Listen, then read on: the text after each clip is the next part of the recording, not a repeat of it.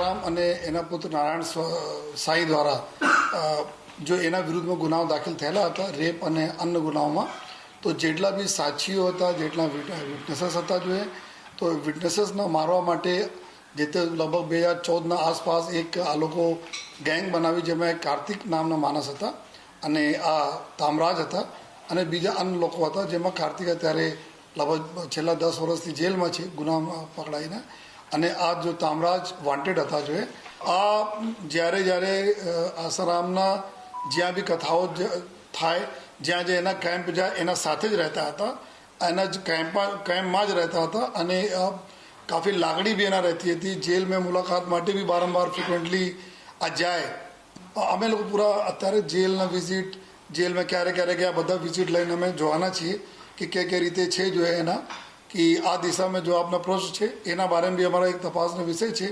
કે કેટલા વખત આ જેલોમાં મળવા ગયા, કોઈ બીજા લિંક તો નથી એના માટે. લઈને અત્યાર સુધી જેટલા 16 પછી આ લગભગ જો જુદા આશ્રમથી એકદમ પ્રવૃત્તિ છોડીને જુદા થઈ ગયા હતા બચવા માટે કે આઈડેન્ટિફાઈ નહીં થાય જોઈએ. અત્યાર સુધી એટલા તપાસમાં છે, લેકિન ફર્ધર અમે તમામ મુદ્દાઓ પર તપાસ કરવા